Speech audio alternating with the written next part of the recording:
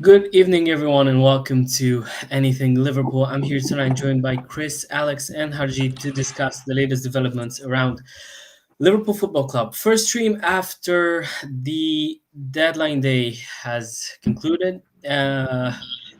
Quite a bit of drama and a lot of things that have happened on deadline day and obviously before that. We're going to take a bit of a closer look to the signings that we've made, to the deadline day itself, to the big signings, and to those who got away. And by that I mean just one name, but we're going to get into that. Of course, if you're new here, make sure to like the video, subscribe to the channel. If you're on Twitter, X, whatever you want to call it, make sure to come over to YouTube. Leave your thoughts here in the comments as well. We'd love to have some of those in there. Good evening to you, Laws, as well. We're gonna get into topics then, but until then, Chris, how's your evening? Very nice, thank you. I was looking forward to the stream. Bit of a last minute call up, but I was ready. But yeah, looking forward to talking about Isak to Liverpool because I'm really excited. Fortunately, no injuries for you to make way for you in tonight's live stream, so all good in that regard. Alex, how about you? Yeah, all good. Thank you, mate. It's just quite nice to be able to talk about what has happened now rather than speculate about what could happen. So it's quite a nice feeling, to be honest. Fair enough. Harjit, how about you, mate? Yeah, just looking forward to the stream and talking about our new number 9. Well, and with that in mind, yes, let's get into tonight's live stream. I think the most important, or the thing that I've been wanting to say for the longest time during the last few weeks, is Alexander Isak is now officially a Liverpool player. We can finally say that out loud. We got the announcement, we saw the red shirt on him, and it's all done now. Fortunately, no more speculating, no more streams every 3 days wondering what's happening and discussing every little single update that's going on. Finally, we've signed another number 9. Chris, at this point, like, I think we've discussed it over and over and over again. It's the big one, the one that we didn't really. Me personally, I didn't really think it was going to happen at the beginning of the summer, and then I started believing it's going to happen, and then again I started believing that it's not going to happen. But then in the end, it seems like Isak is now a Liverpool player. That's another option up front. Is that, well? Just talk to me. How do you feel about it? So I'm like you. I started to see these rumors about Isak early on in the year, actually before the season ended, and I was like you, didn't believe a word of what people were tweeting, a word of what people were saying, and it just didn't go away. The rumors just kept coming, they kept getting stronger, and as we got towards the beginning of the transfer window, they started to pick up pace. And I firmly believed that once they qualified for the Champions League, that was it. It was game over in the Isak race, maybe next summer, if they didn't qualify again. And again, it just didn't go away. So I started to believe it. Towards the end, we were on a bit of a swing in terms of he was coming, then he wasn't. But I'm just so happy we got it done in the end. It took until the final day, so it nearly killed us all off with a heart attack. But yeah, I'm buzzing for it. Obviously, there's question marks now on how we're going to utilize him and Ekatike, because we've got three really good players in those two positions, left wing and striker. We've got Gakpo as well, even Ngomoa, which we all know he's not going to start every game. But we've got four really good options now. It's just going to be really interesting to see how we utilize Ekatike and Isak together. We are definitely going to revisit that maybe later on in the stream as well. Alex, woke up Monday morning, got ready for work, and when I got in front of the elevator, I remember I turned on my phone and it was buzzing like a lot of texts. And when I finally checked it out, it was the "Here we go" for Isak, and that's how I started my Monday morning. It did finally happen. So now we do have Isak, who we didn't really believe that was an option at the beginning of the summer, but he is now a Liverpool player. How does that make you feel? Really good. I mean, it's quite a funny one because in the last stream that I was a part of, I was actually quite confident that Isak was going to sign. I think it reminded me a lot of Virgil van Dijk. When we go for someone, we go for them. The only thing I was a bit worried about was whether it was going to be a January transfer. like what we think about with Marc Guehi. I was worried that Newcastle were really going to hold firm because of just the way that the transfer went about. But a lot of people were kind of questioning why Liverpool was so intent on getting Isak. Ekitike has been brilliant, but you can't go into a season with just three forwards effectively. Gakpo, Salah, Ekitike. I know we've got Chiesa, I know we've got Rio and Gamoa, but there are three most senior forwards that pretty much, if we think about last season with Gakpo and Salah, we've lost Diaz, Darwin, and of course we've lost Jota. So I think it makes a lot of sense. I think it's really exciting to have a completely different number 9 to Ekitike. Just absolutely buzzing to see him get going. And I'm quite pleased he's gone on international duty. Hopefully he gets a few games and picks up a bit of match fitness as well.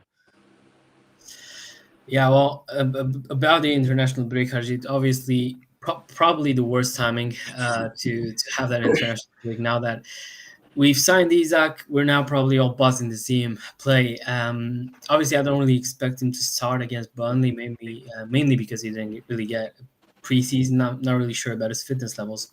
But as Alex said, he has been called up to the Sweden national side. He's probably going to play a few minutes, even though he's not going to start there either. So yeah, Alexander Isak, now a Liverpool player. How do you feel about that? Yeah, I think signing sort of reminds me a lot of Torres when we went out and got a genuine number 9. But I think he's the time we're buying him now. I think he's a level higher than Torres, so he's more. He's probably the second best number 9 in the world at the moment. So, funnily enough, I remember when he played in Euro 2021, and I remember there's an up-and-coming Swedish striker, the new Zlatan, they call him, and it didn't impress me. He just didn't look that good. Looked a bit cumbersome. I'm just looking at his international stats. He's only scored 8 goals. He hasn't really played much internationally. He's only got 29 caps. So, and then I think I've looked at it, the last 2 seasons he's blown up, and obviously, it's taken time. But I think to myself now, we have got a true number 9. But I read a stat this morning that he has scored the most goals outside of the box last season, 6 goals outside the box. So we look at his goals: headers, 6-yard tap-ins, finishes 1-on-1, and then obviously the one we remember from last season, the one right into the top corner. So genuinely excited. I think we should throw him, depending how much he plays. I know the manager Thomason has said he's not going to stress him out too much. He's going to look after him. I think if he plays enough minutes, I can't see why we can't give him an hour against Burnley. But then again, the team will know. But I just want him, to get that red shirt on and start banging in the goals. Fair enough. And if he is going to be the new Zlatan, then definitely he'll outperform him in terms of Champions Leagues, because he's definitely going to win 1 or 2 with the Reds in the upcoming years. Chris, when discussing Isak in the past few weeks, whenever I've heard the name, obviously I was excited for him to sign, but then at the same time, my mind just started going a bit, trying to figure out how we're going to play, what system is that going to be, where is he going to fit. Obviously, we know he's going to play because he don't really pay 130 mil for a player of that quality for him to sit on the bench. But that probably means we are going to stray a bit further from traditional 4-2-3-1, maybe closer to a 4-2-2-2. Maybe Cody Hakpo doesn't play as much. Maybe Soboslai doesn't play as much. With Isak in a starting 11, how does the rest of the team look like for you? Funnily enough, this theory's been going around my head as well. Even when I'm driving, I think of this, which is pretty sad. But well, the way I looked at it, I looked at the players that you can't drop at the moment, and one of those players is Zoboslai. One of those players is Ekitike, because I think them two have been the best 2 players so far in our season. And then you look at the players that haven't performed so far. What name comes to mind straight away is Konate for me. So it's a bit of a risk. it's a bit unorthodox for Slot to play this sort of system, but I would genuinely put Van Dijk at the back with the two fullbacks, and then I'd put Zoboszlai and Gravenberch in front, or McAllister and Gravenberch in front, and then we can still fit all those attackers in the team. But we've still got very good, and I know we've lost a centre back there, but we've got two very good number sixes in front of the defence that work. Their work rate's really good. Zoboszlai as well, his work rate is amazing. So I would try and find a way to fit. Zoboszlai needs to start the next game, and Verts is the same situation with Isak. We can't not start a player that's cost us that much money. So the only other option would be to drop one of the defenders because Ekatike is bang on form. Gakpo we could drop, but I don't think he deserves to be dropped. Last season he was one of our better attackers, and I know he went through a lot of rotation with Diaz, but every time we called upon him, he showed his quality, and in big games he turns up. So at this moment in time, I just think the best system for us to play would be to drop the players that haven't been performing, like Konate, and play with a three at the back, two in front, and then to play the three attacking midfielders if you like, and then the two attackers. So a 3-2-3 kind of formation with two strikers. That's what I would do. I know it's a bit crazy, and it's not. You don't really see that a lot, but that's a good problem we've got now. We've got so many good players that we can fit into that 11 that you start to think, how are we going to fit all these players in? And I trust in Slot. I'm sure he's going to do the right thing, but I just don't want to see players like Zoboszlai or Ekatike dropped at the moment because they've been our best two players.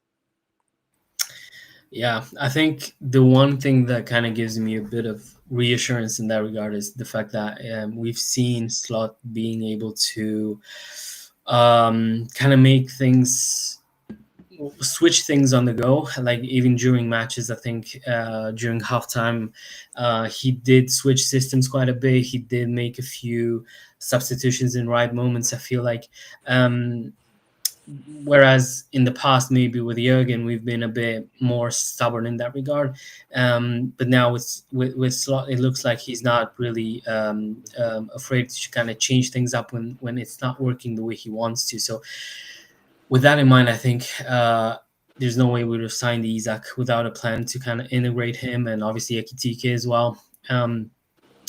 But you do see, Alex, the kind of the problem, let's say, here, because you have Soboslai, Wirtz, McAllister, Gravenberch, then you have Cody Hakpo, Ekitike, Isak, and Mo Salah, and that's already 8 players out of the 10 that can play.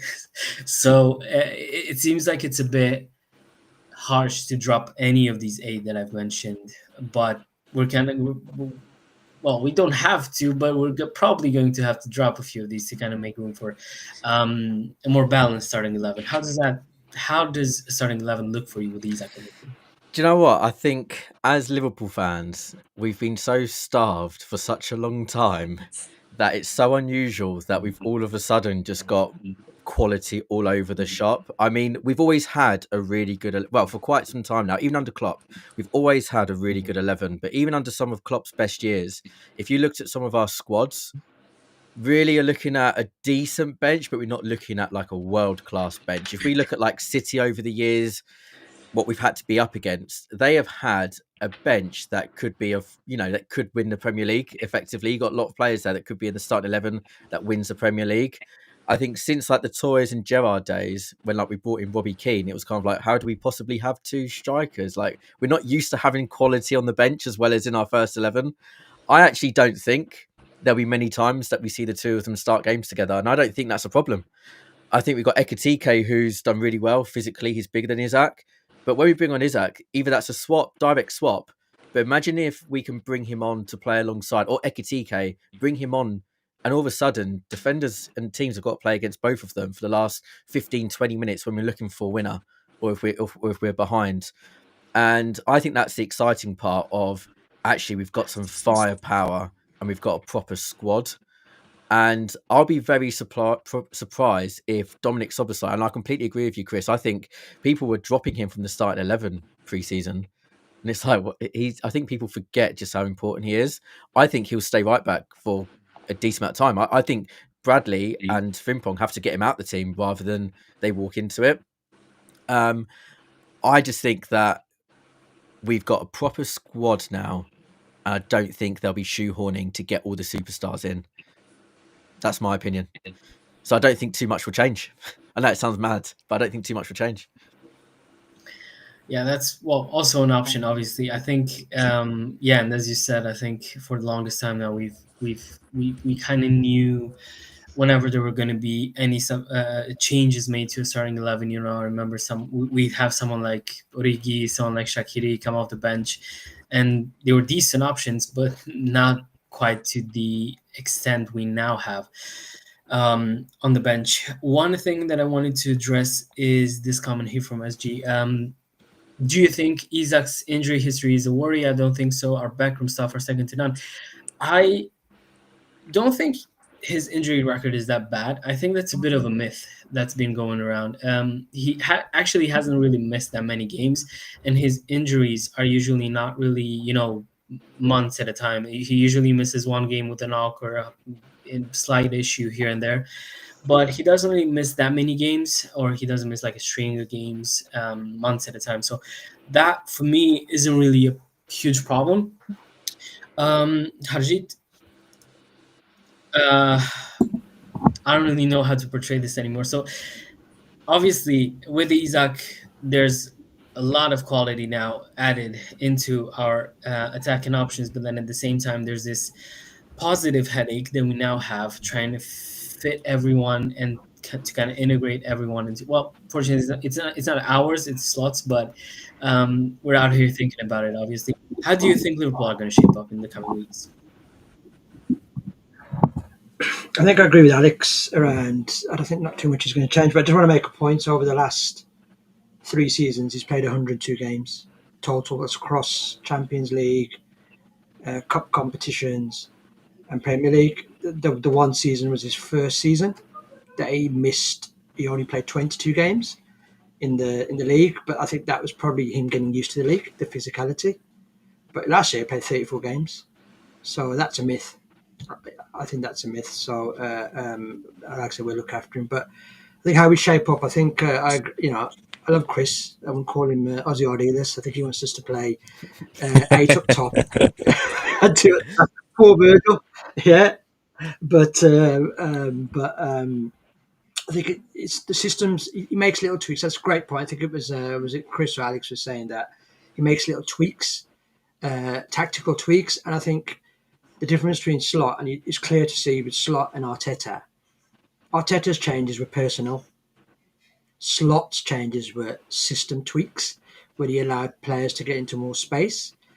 And I think with Isak, he will definitely be the first choice. You're not going to put under £125 million striker. Ekatike, I think, will rotate with Gakpo. If you look at it, they're the same profile. They both can glide with the ball. People underestimate how good of a dribbler Gakpo is when he runs with the ball. Very hard to strong, powerful. And I think both of them come in on the back post. So I think they will share the load. And I think depending on the game state or the game, Ekatike might play up top. So I think the system will stay the same. The players will stay the same. And I think it's really good for us because now what we've got is it's like if we go to the Real Madrid game, I think we play Real Madrid, and I think either we play Man City before or after. I can't remember, but realistically, he could just like start one of them in one of those matches and bring the owner, and that's the scary thing. As with Alex, you've kept Isak quiet for 60 minutes, and we've got the other gangly fella coming on now. Yeah, and he's going to run you ragged. And I actually think, above all that, Dominic Szoboszlai's performance on the pitch against Arsenal, people saying Trent test, it was Gerrard-esque. He took the game by the scruff of the neck and he dominated Arsenal from the right back position with his physicality, his pace and his power. And I actually think to myself, now when you talk about number one names on the team sheet, Van Dijk, Alisson, Salah, Wirtz, Isak, and Dominic Szoboszlai, and I thought both fullbacks were amazing. And I just think to myself, if you look at Isak now, he can play. He runs the channels. You can come in, receive the ball back, or you can feed off crosses. And I think the whole team, we've got Wirtz, we've got fullbacks. The team is built round Isak scoring goals. I'm just genuinely excited, and I just think, I don't care what Jamie Carragher thinks. I just think we're going to go and smash every team, and I think that's what I want Liverpool to do. I don't want boring 1-2 nils. I want Liverpool to go and put their foot on teams' throats, and I think that's what we're going to see. And it's obviously such an amazing feeling now as a fan. Especially with us living through the 2010s, where I remember the Hudson days, signing. What was his name? Oh, was it? Jovanovic, No, Yeah, don't say his name. yeah. Paulson, Awesome. yeah. Signing. I think we've had, and obviously, later on a bit, players like Ricky Lambert. When you were mentioning Alex, you were mentioning Isak and Ikitike playing side by side. I had this thing. I just had the image in my head of Balotelli and Lambert, one next to each other, and there. I think it was them two and Borini. That was the trio. So yeah, dark days. But now, oh, living through days like these. Obviously, and yeah, I do share the feeling, Kajit. I think that and the scary thing about us is that we didn't really get going yet. It's like we've played, we've had a bit of luck. I think we have to say it again in 9.79. I think in all three games we were a bit lucky to get the points, but we did get them, and that's what champions do at the end of the day. And the thing is that when we're actually going to start playing to our potential, and Wirtz is going to get going, and then obviously having Isak in front of him, and then yeah, I think it's going to be scary, and I'm here for it. I cannot wait. So yeah, and also one point that I wanted to make: you did say that both our fullbacks were great against Arsenal. The funny thing is, Noni Madueke was the man of the match for Arsenal, and I've seen people online tell me how Noni Madueke cooked Kerkesh, and I'm like, how do people watch this sport for so many years, and that's what you get out of the game? I think Kerkesh was absolutely brilliant. He didn't get dribbled past once the entire game, but somehow Madueke got man of the match. But yeah, at the end of the day, Arsenal and mediocrity. I think that's best love story that we've seen in English football in the last few seasons. Chris, a lot of attacking options now. Well, great attacking options, not necessarily great in terms of quantity, but in terms of quality, we do have great players up front. However, one player that was not included in our Champions League squad is Federico Chiesa, which came as a bit of a surprise, especially considering how maybe we were expecting him to play a bit more of a role now in this season compared to what happened last season. Obviously, great start for him with scoring the, let's say, winner against Bournemouth. He didn't get his place in the Champions League squad. Obviously, Red&More Moa is in that Champions League squad. Does that came a bit of a shock to you as well? Yeah, it did. I honestly believe that Chiesa turned the corner when he scored that goal. Obviously, still very early in the season. But when you look at the options that we've got now, obviously we've lost 3 attackers this summer. We've signed 2. We've brought Rio up from the academy. But I feel like we would have benefited a bit more from having Chiesa in that team rather than N'Gomel. We don't need to have N'Gomel in our Champions League squad yet. He's still very young. He's going to get his opportunities. But with Chiesa, I just felt like it would have been a good opportunity for him to get more game time, to establish himself, especially in those games where we're heavy favourites, Karabag at home, for example. That would have been a really good game for him to play. Just to get some more minutes, just to get some more confidence. So I was a bit surprised that he wasn't included. I think he deserves it. I think he went through a lot last season off the pitch in terms of not getting the minutes. He didn't really get injured last season. I think he had a couple of small injuries, but he wasn't out for a prolonged period of time. He spent a lot of time on the bench. It looked like for the most of the summer that he was going to leave us. I'm very happy he stayed. I really do rate him. When he's on top of his game, he can be a world class player. We just haven't seen that, and I feel like he hasn't had the opportunity to show us that yet. And we saw the goal against Bournemouth. It's a world class finish. The ball's dropped to him on the volley, bottom corner, and he's won us the game under pressure. He's shown that he can produce magic moments for us. And the Champions League, that is a tournament full of magic moments. You could win tournaments off them. If you remember Alisson's save against Napoli the year we won it, he doesn't save that. We're out of the competition. So it's surprising that he's left out a player of that quality because we know how good he is. We just need to give him more time on the pitch. Hopefully that does mean he gets more minutes in the Premier League. Personally, I can't really see it because even when Salah does go to the AFCON, there's talk that Frimpong's going to play right wing. So I really can't see him getting in the right wing position. But we saw him come on at Bournemouth against Bournemouth up front. But obviously now we've got two strikers, so that option's probably gone for him. So yeah, it's difficult to see a way in the team for Chiesa at the moment, especially when you've got a 16-year-old getting picked over you. But I just hope we see more of him this season because I think he's a great player. I think he deserves it. And I'm not really sure why he's been left out. But it's a very big surprise. Yeah, dare I say, Alex, it's a bit unfair towards him, because obviously the manager does select the players that he thinks are going to help him the most during the campaign. But I think with how he started the season, with his work ethic, with the fact that he hasn't complained about not playing as much, he always said how he understands. If he's not playing that much, how he's gonna keep on working, how he's hoping to be picked, and now to get snubbed in this situation, I think it's a hard one to take. As Chris said, I would have seen him play in a few of those Champions League nights in Anfield.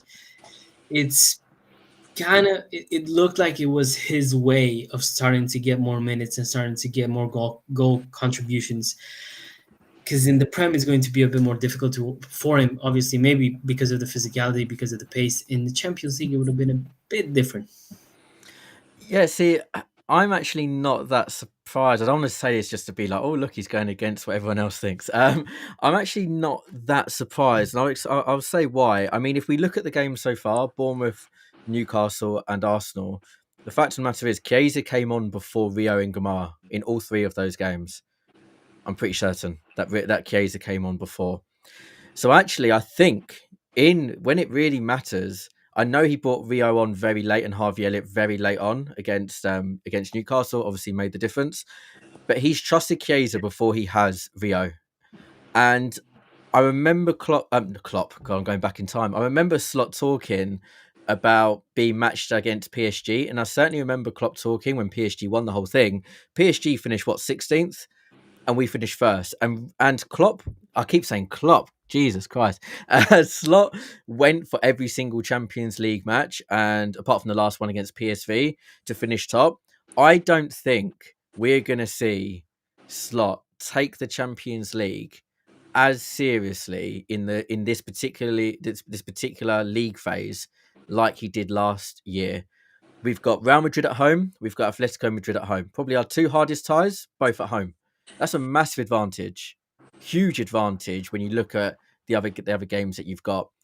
Whereas before he put out 7 first team full strength squads, I don't think he'll be doing that out of the 8 games that we've got. And I think that's where Rio can get a bit of experience in the Champions League. But when it really matters, I personally think if it comes to bringing on Rio or Chiesa, I think he'll bring on Chiesa in the Premier League where it matters more. That's my personal feeling, because I've seen it already in the first 3 games. Whereas the Champions League, like Harj said, Karabag, if that's how you say their name, it is a great opportunity for Rio to get minutes. Does that benefit Chiesa all that much, or do we need him for the more important games? I know it's crazy to say that because it's Champions League, but this league phase is just a bit bizarre. I hate it personally. But I just can't see Slot going for first place again. It's not worth it. Yeah, I do share the feeling though regarding the league phase. It's I don't really get it why it changed, especially as it wasn't broken in any sort of way. But yeah, obviously the UEFA Super League in one way or another. Harjit, no Chiesa then in the Champions League squad. Personally, I'm a bit, let's say, disappointed. And I think I did really wanted to see him play. I think he would have been great in some of these games. And it just, I don't know, something about the Champions League nights having Chiesa on the pitch. I think it would have, made things a bit more interesting at times. But um, your thoughts on the whole thing? So I think, because with Alex, he made some good points around both competitions, but I think we've got to understand that the choice, it wasn't as if Chiesa was left out. It was because the choice was between him and Engelmoy, because we filled our 17 non-Hong Kong quarter slots, and Engelmoy hasn't been with us for 3 years. He hasn't been trained, so he didn't qualify. So he would have been one of the eight. I'm sorry, I think it's eight. Yeah, that you have to register. So so he would have been part one of the 17, like Chiesa. So we reached that. So the 17th person between them two. So he chose Engamoa. And I think that goes to, I am surprised, but I think that goes with what Alex says, that I think he'll be able to give Engamoa more minutes in the Champions League, because they're not going to be as physical as the Premier League. It's going to be more of a football match. And I think you saw him against Atletico. He was a Bilbao. He was the way that he played, one on one, up against it, dribbling past. So I think that's the reason he probably chose him. And I think it is a shame for Chiesa. But on the other hand, I think Chiesa will get a lot more minutes in the Premier League. Exactly. I think he's like case of emergency, break glass, and out jumps Chiesa. I think he'll definitely be one of those. And I think the cup games, he'll get a lot more. And I think, was it Chris's point earlier, was talking about the goal he scored. He thought that was takeoff. I think that is because I think now he's actually going to be I think, Origi. And if you look at Origi, he wasn't all that special. Yeah, he wasn't. He wasn't. You couldn't trust him really to have a run of games because he was easily frustrating, a bit like Jimmy Traore up front. But one thing he did, he had special moments. And actually, from when you look at a recency bias, that's what you remember about Derek Origi. Sorry, you don't remember all the other stuff he didn't do. And I think that's what Chiesa now will become. Poor glass in emergency. When that ball bounces off the bar, he'll score another header against Everton in a couple of weeks, and he'll be another hero for us. So I think the choice has come down to that, and I think he can handle the physicality better in the Premier League. That's my opinion. Interesting comparison there with Divock Origi. I think if he gets registered in January, then he gets a brace in the Champions League semis, and then we can remember this comparison with a bit more optimism. Chris, we got into Monday with Alexander Isak confirmed as the Liverpool player. Now, obviously, what was left of the day, we were hoping to get another center back, and by that we meant Guehi. Marc Guehi from Crystal Palace, obviously, he scored on Sunday against Villa, and then he said, "It has been an honor to captain this football club," which we all thought kind of sealed the deal, and we were hoping that we would get the confirmation as soon as possible. In the end, it did happen. He even completed the medical, but then in the end, obviously, our new, let's say my personal newest arch enemy, Igor, chose West Ham over Palace in a surprising turn of events. And Palace, without having anyone left to cover, pulled him out of the deal, basically. I remember refreshing Twitter every 10 seconds, close to 7 p.m., and we were just hoping for something to happen. In the end, we didn't sign him, and I think we were this close to the perfect transfer window. How do you see this whole thing? Do you think we're fine until January, at least? This situation has really, really confused me. First of all, I'm not sure why anyone would pick West Ham over Crystal Palace. Let's just get that out there. Second of all, the situation with Guehi and Isak is completely different. A lot of people are saying, "Oh, look at how he's behaving. He's playing all the games. This and that and the other." This guy's out of contract in the summer. They need to make money out of this player. They've lost that opportunity now. With Isak, they didn't need to sell him really. They could have played hardball. They could have said, "No, you're not going nowhere unless they meet the 150 million pound asking price. You're not leaving." He's under contract for 3 years. But with Marc Guehi, I feel like they followed the same kind of model with Isak. Without the replacement, we're not letting him go. Um, and I didn't really understand it because you've left yourself, in a way, you've still left yourself short because instead of trying to sort this issue now or at the beginning of the transfer window when you still knew the situation was going to be the same, where he's out on contract next summer, you've let it run until the end of the window. We've been interested in Guehi since the very beginning. We've spent the whole summer trying to get that price down because we didn't believe 45 and 50 million was sufficient for a player that's only got a year left on his contract, which I agree with, to be honest. It would have been the same with Konate if we decided to let him go. Um, and now they're just in a position where they're either going to lose him for half of that in January or they're going to lose him for nothing next summer. So I just think it's really unprofessional of Crystal Palace and very unprofessional of Glasner. You can't threaten to quit your job over one player. You can't do it. I think it's very disrespectful to the other players on the pitch, very disrespectful to the fans because he's done a lot for that team. He's done a very good job there. But I feel like the player respected the club. He respected the manager. He respected the players. He played until the very, very last game that he could have played for them. This transfer was all but done. And the last thing that I didn't really understand was he done his medical.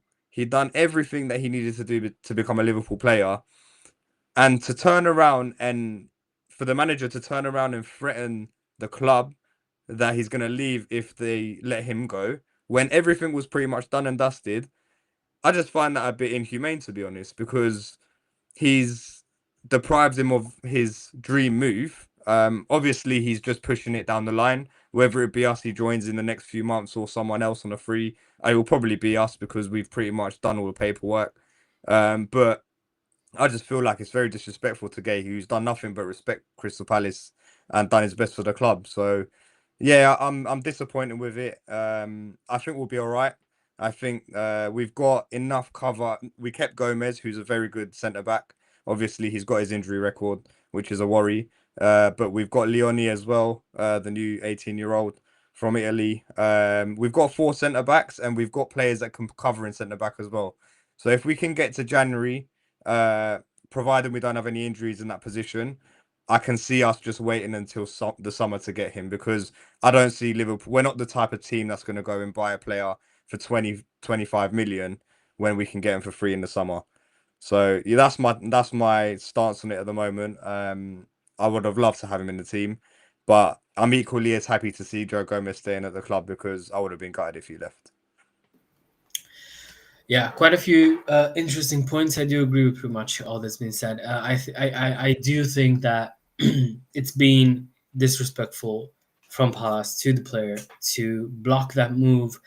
Um, especially as as you've mentioned, I think he's treated the club respectfully. He's played. He's actually scored, and what a screamer, by the way! Scored well, not his last game, but in the game on Sunday, which would have proven to be his last game.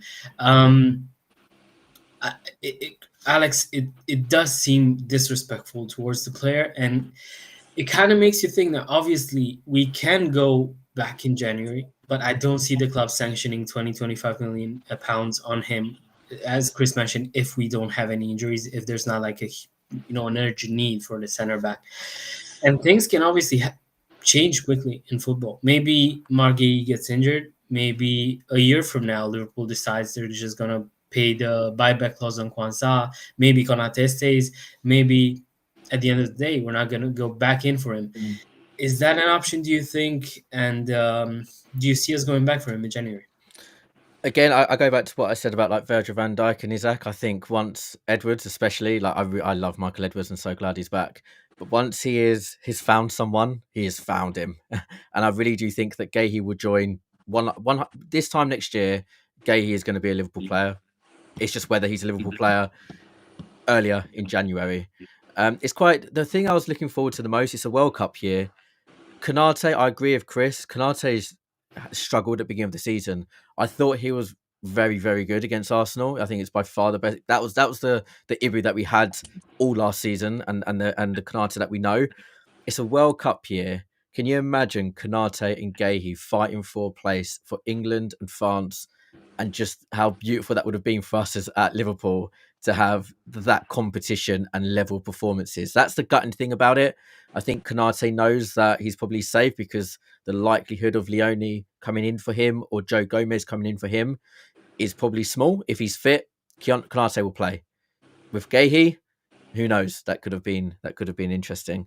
Whether Liverpool will go in back in January, I think that might depend on the situation of the Premier League and the Champions League.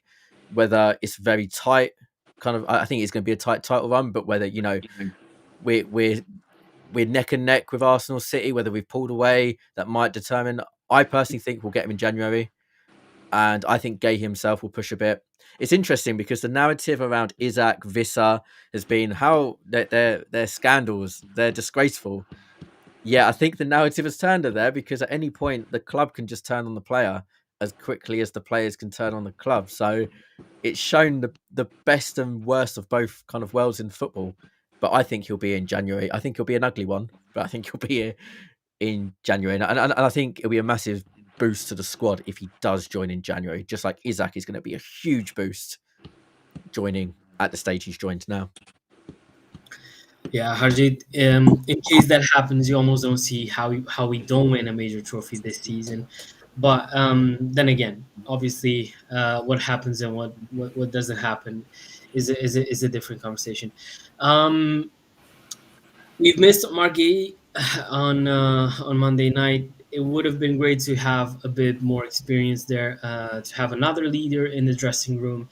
We do have four options, as Alex mentioned. We do have Virgil van Dijk, we do have Konate, Gomez, and Leone. We do have Endo and Gravenberg, who both can cover and have covered there last season. So we do seem like numbers aren't necessarily a problem, but Gay's experience would have added something a bit different, especially with Konate being this shaky. Yeah, I think first I'm going to have to disagree with Chris and Alex on firstly the way that Palace acted. So actually, I think if I was supporting Palace, I want my manager to do that for my club, even though I think he's off at the end of this season anyway. But the key point here is you've got to listen to his statement. They've had literally all summer to get, since the Charity Shield, to get a replacement. They got 70 million for Eze. The one he wanted was the centre back Popovic from AC Milan. This lad from Brighton, who's not even playing for him, on loan, I understand. It wasn't a Glasner. And he said he wanted a fully ready to hit the ground running. So I've heard, I'm not saying I'm in the know, Steve Parish was in a health club spa doing something from 1 o'clock to 6 o'clock on Monday. And he spoke to Guehi at 6 o'clock. They were frantically trying to reach him. So I think Glasner, I actually say, no, well done. Yeah, you stuck up for your club. But it's just the way statements come up, not statement, it's come out of Guehi. He's really disappointed. He's considering giving up the captaincy. He's absolutely distraught. So for me, for the lad, it's how's that going to impact his form? Because for me, I think he was on such a high. His form was on cloud nine. He's going to give everything for Crystal Palace and he's going to Liverpool. So I think it might impact him more than we think. The other side of it is that will we go back in for him? I'm not so sure. Because if you look at our targets, we were talking to Ekatike's camp last season. Isak started in March. Apparently, the Guehi started Charity Shield. I think, when they say opportunistic, they probably saw the way that Konate's contract talks are going. I thought, hang on a second. If we get the guy in now, we can bed him in. and maybe he can just sort of start pushing Canate out the team.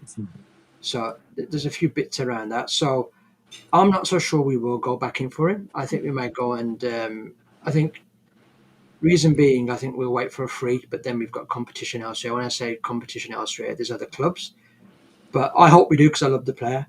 But I've just got this feeling that we may not go back. Sometimes the sliding doors moments, and I think this could be one of those. And I just feel sorry for him. I think he's a Liverpool player. And the second side, will we cope?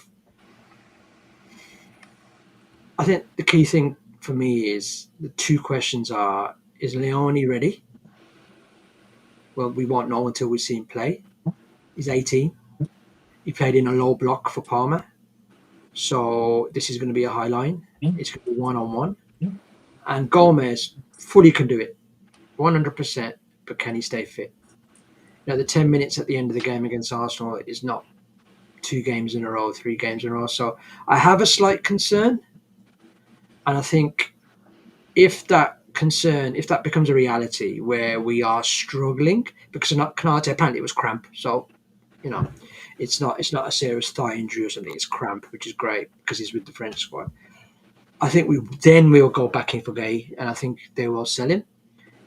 But that's my only thing at the back of my mind at the moment now is that there isn't a clear rotation now where in the big games that we've got Isak, Ekatike, Gakpo, we haven't got that at the back now. So I have got a slight concern. And again, like I said, I just feel for Guehi.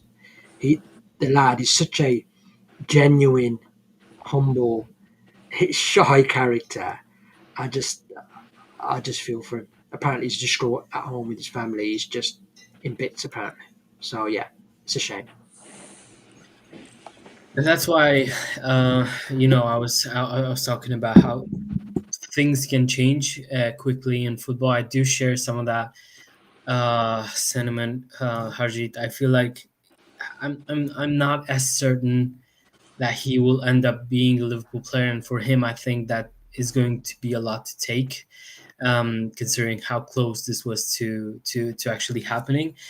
We're gonna wait and see. Obviously, as you said, I do love the player as well, and I hope he signs.